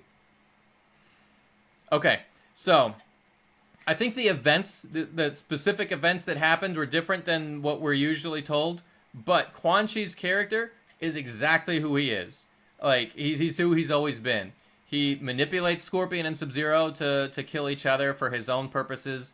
He fools Shang Tsung. He makes a fake alliance with him, but he was always going to betray him and double cross him. I really think that this Quan Chi is exactly right, and he's serving Shinnok, and he's trying to get Shinnok freed from the Netherrealm. Like, Quan Chi's goals here and his methods are basically him to a T. What do you think? Yeah. I really liked Quan Chi. I thought Quan Chi was kind of a fun villain. And the way that I felt like, he's one of those people when it comes to the Mortal Kombat universe who's always there, and he has got an important role in the plot line, but he's not nearly as well known as, like, let's say, Goro or Shao Kahn or something like that. But I think he's such a great villain, and I get kind of excited when I get to see Quan Chi get some love in something like this, because wasn't he supposed to be in Mortal Kombat Annihilation at one point? Yeah, he was filmed, and that scene is something that fans want, that deleted MK Annihilation scene, but we haven't been able to get our hands on it. Right, yeah. So knowing that Quan Chi hasn't really gotten a lot of love from those other forms of Mortal Kombat media before, like, that gets me really excited. I'm like, I love seeing Quan Chi get some shine, and I thought his character was great over here too. And I don't remember the sound of the voice particularly. I remember thinking, like, in my head, he always sounds like the Mortal Kombat 4 version, a little grainier, but the performance was great. The actual voice performance itself was great. Yeah, I really just think that Quan Chi, what he does and what he's trying to do, and who he allies himself with, I think they basically played him 100% right. Just some of the specifics as far as the events, like how did Shinnok's amulet end up in Shang Tsung's palace? That was an interesting choice. Right. I hope that's something they explore in the future, because in the traditional story, as I think after Raiden and Shinnok fought each other, Shinnok had made that amulet, but Raiden took it, and he says, I'm going to build a special temple to keep it away from the bad guys. Now, here, Shang Tsung ended up with it. Yeah. Interesting. Yeah, I wonder if they're going to come back to these threads, if there's going to be something where you'll see bits and pieces of even these same characterizations in these other movies, or if they're going to go in a different direction in terms of the characters they're going to focus on. No, I mean, look, it was cool. It was cool because it gave Quan Chi a reason why he really wants to be there and get close to Shang Tsung. And I think telling Scorpion that he needed to go after the amulet was cool, because it gave Quan Chi plausible deniability if Shang Tsung were ever to catch him. Quan Chi would be like, Scorpion, you traitor! I didn't tell you to do this. Right. I think it was a good idea to have a couple people going for the amulet all at once, but I am curious how Shang Tsung ended up with it. So the version that I made up in my head canon would be that after Raiden fought Shinnok, and after he built the temple to go ahead and protect Shinnok's amulet, Shang Tsung defeated Kung Lao, the great Kung Lao, right? Right. I'm sorry, Goro defeated him, but Shang Tsung stole his soul. So then he got his memories. So then he found out about the map of elements. And then once he gets the map of elements, he got his own people to obtain the amulet from there. And then he's hung on to it ever since. But I don't know. That's all just my headcanon. They never showed anything like that happening, and we don't really know how he got it. I gotta ask you, Tabmok, have you ever written fan fiction yourself? Yeah, once. Never again. Once? Oh no! All right, I gotta ask, since we're on the topic, what was it about? Was it Mortal Kombat fan fiction or something else? Yeah, yeah. I wrote a story about Mortal Kombat Mythology's Scorpion, and I wrote one about Mortal Kombat Mythology's Chameleon. That was like my goal, was to continue Mortal Kombat Mythologies and revisit those characters. Chameleon. Ooh, that's an interesting choice for going from Sub-Zero to Scorpion to Chameleon. Yeah, well, it all goes back to Was- Raiden and Shinnok's war. That where Shinnok had the amulet and he invaded Earth, and that war that Raiden and Shinnok had displaced the Saurians, the Raptors, and that's what actually caused them to need to flee Earth and go to Zatera, was because it just wasn't safe on Earth anymore. Mm. I Also on this note, I just remembered I actually wrote my own Mortal Kombat fan fiction way back when too. This is just something that you got to do. Mine was called The Final Hope, and I don't really remember much of it. I got as far as the character biographies. I had some pretty cool alliances in there. God, I wish I could remember them offhand. But yeah, Mortal Kombat: The Final Hope. I bet I still have a draft of it somewhere on a drive. I had this big epic vision plan for like what the final Mortal Kombat tournament will look like. Which in every movie, it always seems to be like, every media, it's like, okay, we're getting to the final tournament. This is the one that decides things. But in The Final Hope, it was a lot of weird alliances. So I should go dig that up now that we're talking about it. Yeah, no, I'm curious who you had as an alliance. That would be cool. Going back to this movie, though, another thing that I really liked about it was the fact that normally Scorpion wouldn't be allowed to just come back to Earth and get resurrected and continue on living. It was just because of the timing. We're so close to Mortal Kombat that the veil between the worlds is being lifted. That gives him the ability to come back. They've never ever said that before in any Mortal Kombat lore, and I would know. It's never been a thing. And yet, as soon as they said it, it made so much sense. It was perfect. Yeah. I loved it. It's amazing to me that after all this time, they can come up with new details and come up with something cool like that that's never been stated, and yet it just makes so much sense, and it's just great. Absolutely. I mean, that's one of the things I would say I really enjoy about Mortal Kombat is that there's so much detail to it, and then, even though going back to the past every time or so constantly, sometimes it can be a little bit much. Because I'm like, okay, we also want to move forward. At the same time, though, I really love that because it's like it makes the world seem more real and so much more fleshed out, and you can imagine other details and other stories over there. So yeah, it's true. That's really cool. That's one of the great things about Star Wars. I think that's one of the reasons. Of course, people love Star Wars for the obvious things, but I think one of the other things to love about Star Wars is that you've got all these other universes, characters, all these details that are always being fleshed out and filled in. Yeah, definitely. This is another one of my favorite parts where Quan Chi was trying to poison Shang Tsung, turning on him right then and there. Yeah, I liked his bright green poison, his neon, his Mountain Dew poison. Yeah, it's like super obvious if you're watching him. Yeah, oh yeah. I was about to be like, you gotta make it a little bit subtle, guys. You gotta have at least, cyanide. I thought cyanide is colorless, tasteless. There's no smell. I mean, it's 2020, guys. Come on. At this point, cyanide would have existed in the universe. I think Quan Chi would have had his own stuff going on, though. I don't think he would have used. Yeah, he wouldn't use Earth, any of our technology or any of our magics. He has his own Netherrealm poisons that he would be utilizing. Yeah. Well, you know what? Maybe if Quan Chi's such a good alchemist, maybe he can come over here and figure out coronavirus for us.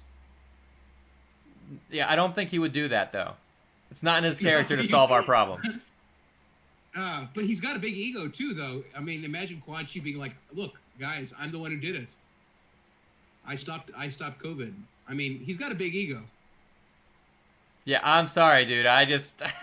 You don't see it. No, I think he likes... I think he wants everybody on Earth to die. I just never forget his MK Gold ending where him and Baraka are talking about how everyone is dead. There's nobody left. It's just you and me. And now it's just me. Yeah. Right, and now it's just him. Yeah. Yeah, if anything, he would amplify the coronavirus, make it even more deadly. Yeah. All right, so let's talk about how Liu Kang... he really gets depowered here. I know we're telling Scorpion's story, but we've actually told it at the expense of Liu Kang, so he is not the one to defeat Goro, is he? No. Yeah, I thought this was a pretty good scene, and it's cool that again Goro's getting Goro's another one of those background characters who seems to be getting a lot of stuff going on for him. I thought this was pretty cool. Yeah, I mean, look, in the original movie, Johnny Cage defeated Goro instead of Liu Kang. So, there was always a thing where Liu Kang did defeat Goro in the original storyline, but in a lot of the adaptations, they're going to mix things up and change it around. So Yeah. here, Liu Kang doesn't defeat Goro. Instead, Scorpion does it with one spear to the back of the head. Yeah. What do you think of this device that they kept using in the movie of the multiple spears? Like, not the multiple spears, like how everybody's there'd be like skewers. You know what I mean? Like a spear would go. Yeah, through yeah, three like the heads spear at goes once. through one person, and then another one, and then another one, then another one. Yeah. Yeah. You never really see Did you anything see like that? that in the games. It was cool. Yeah, it was something a little bit different. Yeah. And it makes sense. There's no reason why it couldn't be like that. Yeah, it was awesome. Right. Put more force into it. Yeah. Really put his back into it. Yeah. I would say that in terms of Scorpion's moveset, I thought they did a really good job of depicting that in the movie too. The moves overall, I have to say, like, this movie is like, I mean, plot, dialogue, these are all different characteristics, but move sets, I felt like this movie is like an A-grade movie in terms of what they gave us. They made sure that every character's movesets got presented properly here, didn't they? Yeah, they did a really good job of that, and the things like the subtle references, like the Sub-Zero fatality, not subtle, but in a way that you use it in unexpected context. I really like that too. Yeah, for sure. For sure. So what I really liked about this was, again, this is Scorpion's story. They wanted to set up Scorpion in a situation where he has to decide, is he going to pursue revenge or is he going to try and do the right thing? And Raiden really gave him a direct choice now. He's like, all right, Right, well, you defeated Goro, so now you're the champion, and Shang Tsung is ordering you to fight Liu Kang. If you fight Liu Kang, then you get a chance to fight Quan Chi and get revenge. So what's it going to be? And Scorpion had to choose, like, what's it right, going to be? And finally, he goes behind Shang Tsung. He's like, I'm not playing your games, buddy. right. And then the I yield. Yeah, that was an interesting turn of events. Yeah, in this way, I got kind of psyched about it because like the story's coming back to Scorpion, and you realize, okay, it is Scorpion's movie in a way. Yeah, it's about Scorpion having to do the right thing, and Scorpion's figured out a way that he could do the right thing, and that doesn't have to get in the way of his revenge. He can still get his revenge, but doing the right thing first and foremost. Right, Then get his revenge if he can. And I just thought his solution was great. He yielded to Liu Kang. That makes Liu Kang the winner, which Liu Kang is canonically the winner, but right, but now Liu Kang is left in a situation where he didn't defeat Goro, he didn't defeat Shang Tsung, he didn't defeat anybody. He's just been declared the winner by some kind of fuckery with the rules. And so now, yeah, and Raiden gave him a hint at the end. He's like, "Well, that's okay, Liu Kang. Your destiny wasn't to defeat them; it was to defeat Shao Kahn. So that fight right. is coming." That was cool. That was cool because yeah, I was like, oh, this is kind of an anticlimax of an ending, but then you realize, oh, okay, they're setting up the sequel, just like they did in Mortal Kombat 1 with Mortal Kombat Annihilation coming after it. And it wasn't anticlimactic for Scorpion because he did get his revenge. What I like is Right. this scene where he does the double impale. It really reminds me of MK Deadly Alliance, and taking the swords and impaling Yeah. them through people. Yeah, I think they got the moveset right. They got the plot. They made a few changes, but they got the characterizations right on. And I think that was more important than the exact plot, is getting their characterizations on. And I think they really nailed it here. They definitely nailed the characterizations. I was really happy with that overall. Was this Quan Chi's the one that gets set on fire by Scorpion, right? Well, I don't want to spoil it. Someone will have to see the movie to get that part. Oh, okay. All right. Maybe not. But I'll tell you, it was great. He did kill Quan Chi. Quan Chi does die. Scorpion got his revenge. He let Liu Kang win. He gave up his title, which means that Scorpion is such a badass that he's not just some grunt, that's a slave under Shang Tsung's power. He's his own independent thinking person. He's willing to listen to reason. He is dedicated to his goal, but he's definitely he has a sense of honor here, which has always been part of his character, and it's sometimes gotten lost along the way in translation, but it's always been a part of who he's supposed to be, and I think they finally got him right here. Yeah. I will say that The movie moves so fast is that his wife and child were dead, like like by the time you got up, like let's say you're getting your food together, you're sitting down in front of the television, everything's getting everything ready. Oh, looks like the family's already dead, and you don't really get to go back to the family throughout the movie. And I would have liked to learn more about what Scorpion was like before all this. So as that contrast, like that whole Scorpion scene at the beginning, I would like to see more of who he was before all this happened. Yeah, like we never really saw his wife. We saw his interaction with his son. We didn't get to see how he was with the wife. Right. Yeah, and we know that they mean a lot to him, but then they just die immediately. And it would have felt so much more powerful if we'd gotten to know them. Like, let's say we just see one scene of them hanging around. Yeah. Aside from the Scorpion scene, like if you just got a little bit more detail like that, I mean, that's how you get attached to people, is when you get to see them in vulnerable situations and get to see them interact. And then to kill them off would make you go, whoa, you just killed off that person that I really liked. Yeah, which of course we always knew they were destined to die, but yeah, it would have been cool. Yeah. So that was it. That is our take on Mortal Kombat Legends Scorpion's Revenge. There is one other detail that I wanted to comment on near the end, which you may have noticed.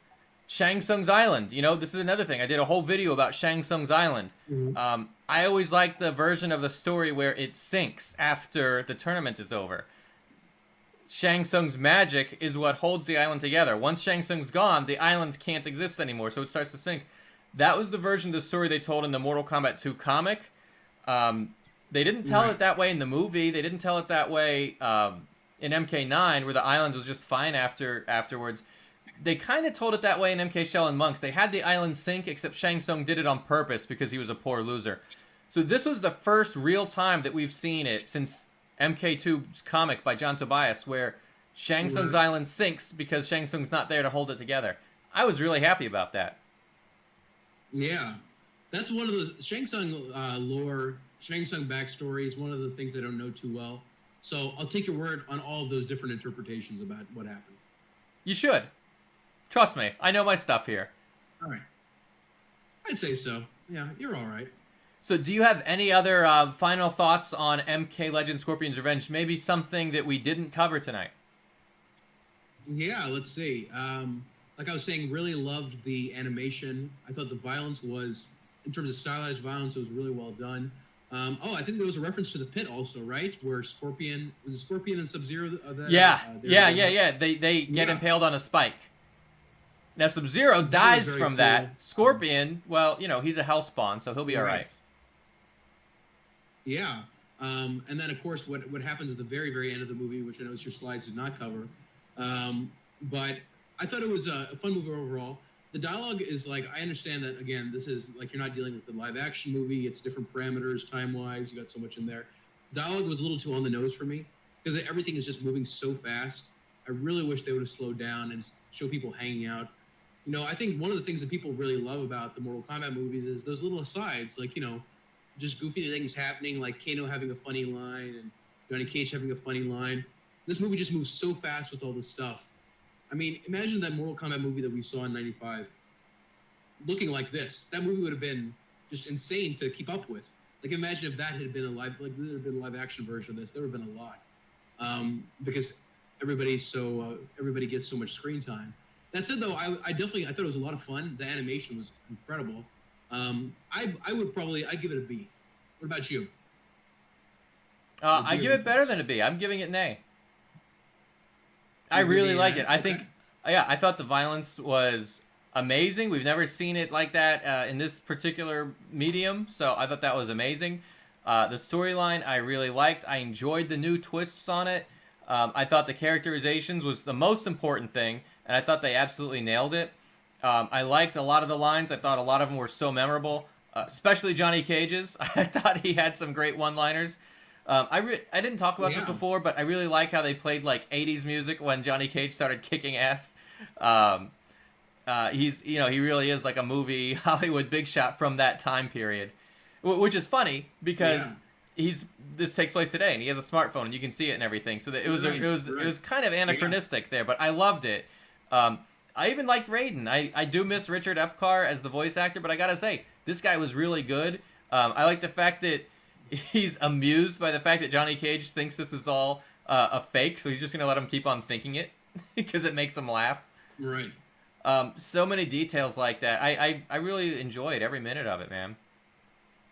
My biggest, like I said, my biggest gripes with it were probably the force field, which I thought was kind of dumb, and I thought that Raiden should have been doing more to actually, protect Earthrealm, at least, prevent people from cheating and breaking the rules. That's kind of his job, and that fell to other people when it should have been him. He should have been there to stop it more. So those are my two biggest gripes. Yeah. What about you? What is the biggest thing that put you off about this one? Biggest thing that put me off about the movie, God, going back, I have to say, man, killing Reptile, that is really way up there as like, what are you doing? He's my boy. How are you going to do that to him? And I would say, like, that's more of like just me being like a fan of Reptile. I would say that the thing that, yeah, like I said, like it moves so fast. There's so many characters. It's like you could easily turn this into that movie that we saw. You could turn it into 2 or 3 movies and just slow it down. And even though, of course, Scorpion gets to do a ton of stuff, I would have loved to see more Scorpion.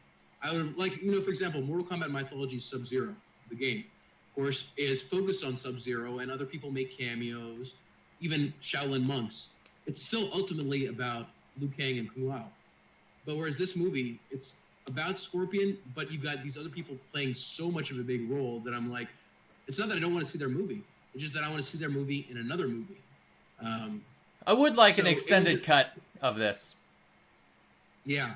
But the animation, like, honestly, that animation was something I was really impressed with. And it's things like the ice slide that Sub-Zero did. I even have that over here in my notes. I really love that. Yeah. And then, okay, well, so they kind of hinted this at the end of the movie, but let's pretend they didn't hint at what might be coming next at the end of the movie. If you could see another movie within this kind of franchise or within this new framework, whose story would you want to see next? Now, keep in mind, this is not predicting what will happen, but what would you like to happen? What would Mortal Kombat Legends 2 look like? Who would be the star? Oh God, man. They set up for a lot of things, They set up for a lot of stuff. Quan Chi was talking about Shinnok a lot, and Shang Tsung was talking about Shao Kahn. Like those are the two henchmen, but they were both talking about their big bad boss. I don't know if you can combine them into one movie, but if you could set up what Shinnok did and now what Shao Kahn's trying to do and tie that all together somehow, and I don't know if that would be a good movie, if that would be like too much, but I think it's kind of like the old Batman films where he would always fight 2 villains. At least after the first movie where he fought the Joker, it was like Catwoman and Penguin and Riddler and Two-Face. Right. If they can make a thing where Shao Kahn's invasion and Shinnok's former invasion, it just makes it just to give this impression of Earth is kind of vulnerable and it keeps getting battered by all these interdimensional villains. And this is, after Shinnok did his thing, this is why the Elder Gods had to interfere and create the Mortal Kombat tournament so that this could never happen again. And now Shao Kahn's doing it. Yeah. I would love to see that story. Yeah. That's a cool idea. All right, I gotta give you my vote for my ideal next movie. Yes. My ideal next movie would be, I don't think it would sell. Like, well, I'm not sure whether this is selling or not, but I mean, this wouldn't have the same level of visibility that same way. But I would really like to see a good Special Forces movie, because I would really love to see the Black Dragon get a whole bunch of screen time. Like, I would love to see these guys hang out. Like, what's Cabal like? What's Jarek like? Get Kano in there to do more and to play around with that. We seem to see these people in the same kinds of scenes over and over again. I understand that a lot of this is purposeful. Like, we're referencing the Mortal Kombat movie, or we're referencing this. But I always love seeing different interactions. So I think it would be really cool to just hang out the Black Dragon and kind of do a redo of Mortal Kombat Special Forces. Because when people think about Mortal Kombat Special Forces in the MK fandom, they think about probably the worst game in the series. That's true. And yeah, and I feel like, come on, guys, there's some cool stuff over here, and you could do a lot of cool stuff with it there. And you know what? I would also really ask that if they do make my dream movie, which would be, actually I'd call it like, Mortal Kombat Black Dragon something, Black Dragon's Redemption or Black Dragon's something. Make it more stylized like Mortal Kombat 3. I have a soft spot for that kind of, like, not everybody's into it, but that kind of Mortal Kombat 3 look of, like, it's gritty, urban, dystopian. I really kind of like that with the bank and the street, things like that. But I would love to see, let's say, Cyrax and Sector and Smoke show up in the background over there, because I think they'd work in a good, realistic urban looking feel. And I would also love to see Curtis Stryker make an appearance in that one too. I think that'd be a lot of fun. Well, if they make another one in the series, beyond what we talked about already, another good one could be about the younger Sub-Zero. And I think that would give a chance, Kuai Liang, that would give them a chance to kind of revisit his past, show what Bi-Han was like through his eyes, and then also show some of the people that we talked about earlier, like some of the characters like Cyrax, Sector, the whole thing with Smoke. Yeah, the whole cyber initiative. All that stuff could be great. That would be really cool, yeah. And I think that would be I do like your idea of like the people teaming up together, but I think that one thing that Mortal Kombat does is like they keep raising the stakes so much that like what point is there going to be a boss that you like? How do I put this? Like with by Mortal Kombat 11, when you've gotten so far in the franchise that you've got a very different style boss, that indicates to me that there's so many people that you could have potentially had or put into that role that you're just like really you're trying to think of new ways to do stuff with it. And I hope that this movie would become a whole franchise, that they could have like a Shinnok movie, a Shao Kahn movie, and then you could have so and so. You could just keep on going through time with different people appearing. So Moloch, my guy, he's not getting anything either, though. He's his head's on a spike somewhere. No, was he cut in half? I think he was cut in half, right? Yeah, he was split like right down the middle. Split right down the middle. Yeah, that's a very Kung Lao kind of fatality look that he had. Now that I think about it. It is, hey, and maybe Kung Lao needs a moment to shine in one of these things. Yeah, I'm surprised Kung Lao didn't show up. I thought he would show up at some point. Actually, it was one of those things I probably didn't think about it as I was watching the movie, but now we talk about it, I'm like, where was he? I feel like he would be... If there was somebody that they could have brought and put in Mortal Kombat 1, that would have been a cool character to have the Mortal Kombat 1 movie, or the first Mortal Kombat movie. I think Kung Lao would have been cool for that, too.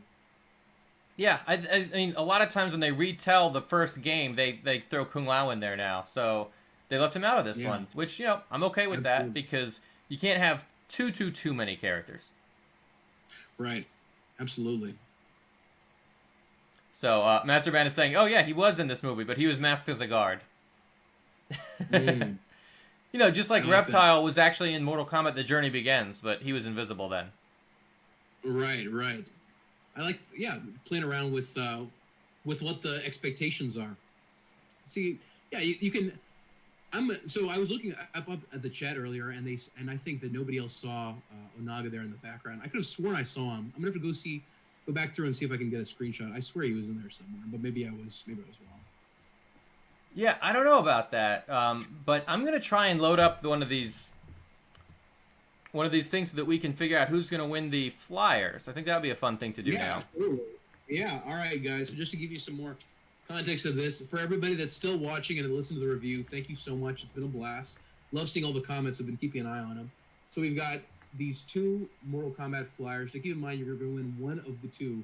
It could be either or, your pick, Mortal Kombat 1 or Mortal Kombat 2. These are original flyers from Midway back in the day. So what Midway would do is they'd send these out to the arcade operators, the guys that actually ran the arcades, to say, hey, buy our game and put it in your arcade. So it is for NBA Jam, for Mortal Kombat, for WWF WrestleMania, all the games from the time. And I've got the Mortal Kombat set over here, and we would love to give Mortal Kombat 1 and Mortal Kombat 2 flyer to a lucky winner tonight. All right, so let me see if I can do this. Is this built properly? Close. It's close.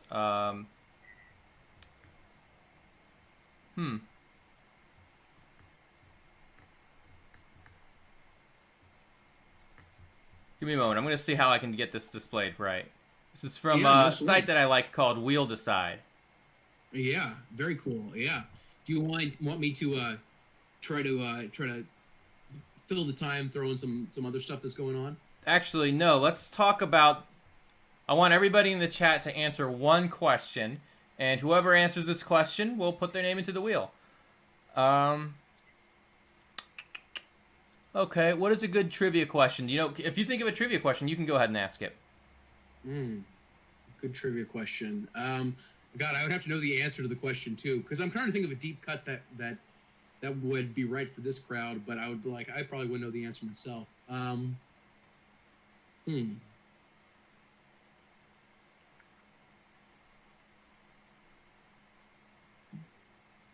Let's see. All right, How name about this? name Okay. Kitana's father. Yeah, whoever types Kitana's father's name, that'll be a good one.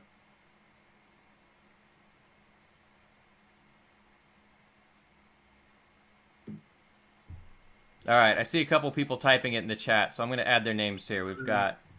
Now, right now, all I can see is the wheel. So I would put it back on over to the chat if you can, just so we can see who's talking. Well, I have to add their names to the wheel. That way they can see I'm doing it. Oh, got it. Okay. But I see the chat and the wheel at the same time, so I've got them. I've got everybody Okay. covered.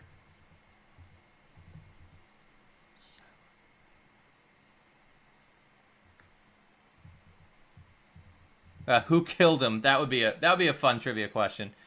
So I think we've got 4 people. I think we've got 4 people. I see Reiko Suave, Ryu Kang 1995, Cyber Puro Risu, and Matsurban. Yeah.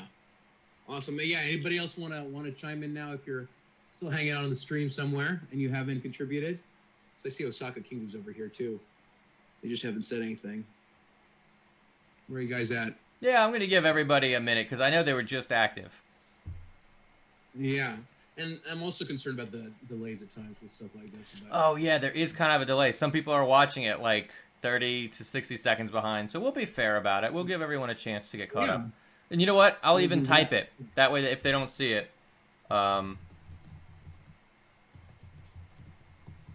We actually type before you're asked. That's awesome. Monster Bon over here is on the ball. Monster Bon, I have to say, your opinions are very, like, I find them very interesting. As in, I want to hear, like, whenever you say something, I want to hear more. I want to hear you expand on that idea. Yeah, for sure.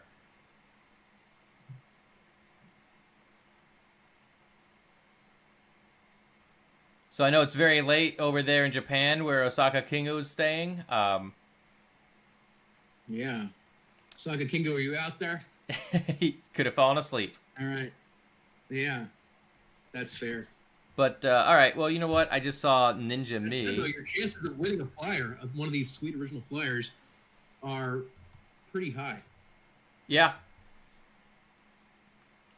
Yeah, so, all right, we've got Rico, Ryu, Cyber Puro, Matsurban, Ninja Me. All right, I'm going to call it. I think I gave people enough of a chance. What's that? Let's do it, guys. All right, let's make it happen, guys. And then the winner is going to have to decide whether you were looking for Mortal Kombat 1 or Mortal Kombat 2. Both fine pieces. Yeah, well, I see the wheel. It's got their names in it, so let's go ahead and spin. Hey, Matsurban won.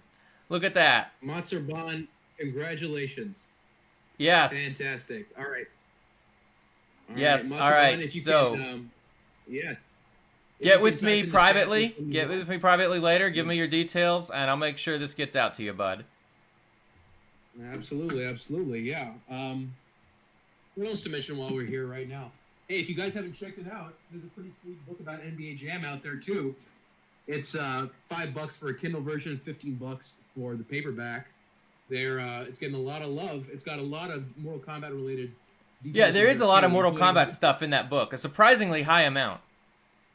Yeah, yeah, and that was one of the things that I really liked working on it too. Is I get to use my Mortal Kombat fan side to talk about some of those deep cuts in there. So, yeah, you guys should definitely check out that book too. And Tabmok, what do you have coming up in terms of new videos? Well, I guess I'm gonna let the cat out of the bag because I did a poll a while back and I asked people what did you want to see, and Sub-Zero's Scar was the one that won the most votes initially, and then all of a sudden Melina jumped up. So I am going to do a video about Melina and one about Kitana. I'm going to do both the Adenian sisters. So that'll be a fun thing to look forward to. Now, is that a two-part video or is that one video with the two of them in there? I think I'm going to split that up into 2 different videos. Okay. Okay. You could definitely do that, though. Yeah. I wonder if the Melina fans are going to come through for you. I mean, if you get those fan bases, you got to go to the next Ed Boon comment, be the first one to comment and see, you like Melina, exclusive look at her in this video. Yeah, just and then, spam this. boom, Yeah, just spam the video out to all the Melina fans. the hell out of that, boom, and it's gonna go all the way up. Yeah, that's gonna Well, just kick yeah, it. that's one strategy. Maybe I can have some of my people out there help me. You know, with just every time you see a Melina post, just give them the link to the video. Absolutely, absolutely. Yeah, those Melina fans, they're hardcore. If they know about this video and if you make something for them, I think they're gonna come through. Well, and Melina did win the poll, so rightfully I should do it for them. Absolutely. Yeah. All right, so yeah, that's what I'm going to work on next. I've been wanting to do this for a long time. There are some really, really, truly obscure Mortal Kombat comics out there. I've done a video before where I covered the Malibu comics, which I think everybody knows about. But there's some really far out there ones that are hard to get your hands on, and I've got my hands on them. So I want to do a video about that stuff too. Awesome. So awesome. all that That's stuff great. is coming. It's down the pipeline for sure. You've always got something going on, Tabmok. That's one of the fun things about being a fan of your work is like, what's he going to do next? It's probably going to be a very different subject from the previous time. So there's always something new. So what do you have going on? What are you working on over there? Man, so I had a project that I was working on for a bit. Unfortunately, I had to put it on the back burner. This coronavirus stuff is really just causing all kinds of havoc, even for things that might not seem like they're necessarily related. I mean, they just has really turned things topsy-turvy.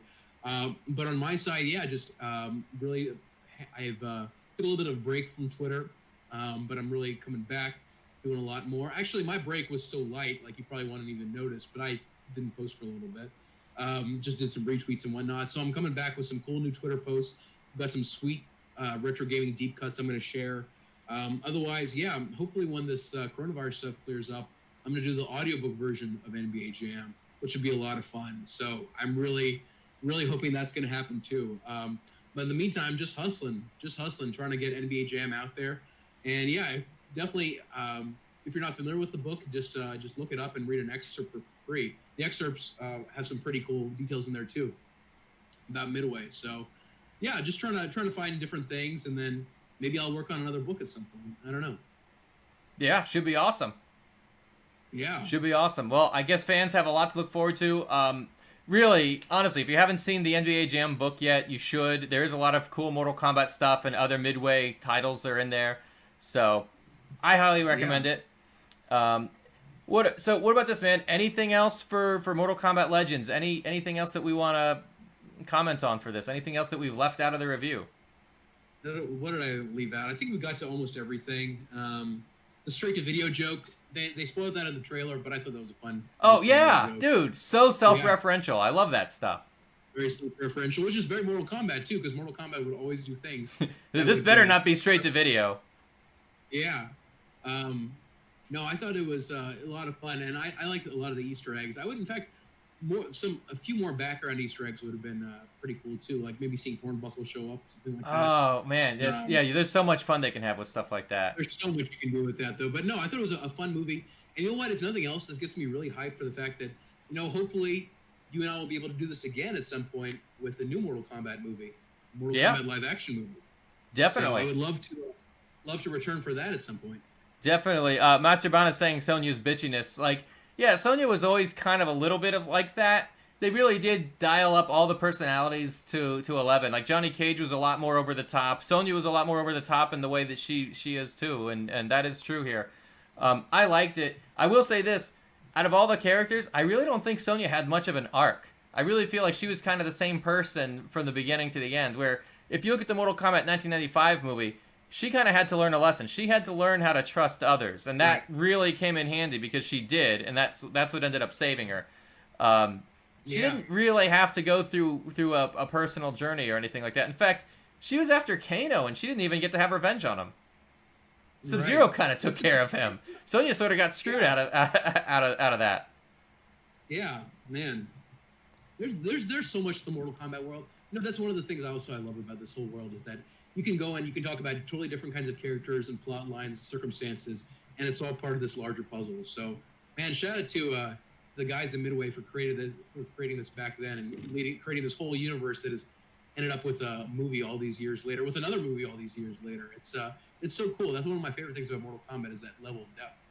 Yeah, it's still going on strong. So I know this is like a new movie. I know it's all fresh in our minds, and I know in a lot of ways we're still kind of processing it. But I'd like you to come back to this like in 2 or 3 months and then tell me, do you think this is better than the 1995 movie? Ooh. You know what? Hold off on that for now. Hold off on that for now. Let it stew for a little bit. Let it percolate. Let it percolate. Yeah, you might come back and start thinking along those lines. Ooh! I see a little bit of mind control you're trying to do over there, Tabmok. I'm on your games, buddy. This is not a mind trick. All right, guys. Well, listen. Thank you for being here. Reyan, thank you for being here. I appreciate everybody in the chat. I love all your comments. Matsurban, congratulations again for winning. It was awesome to do this. I will see you guys around the internet. Yeah, thank you guys so much. It's been a blast. Peace. Take it easy, everybody.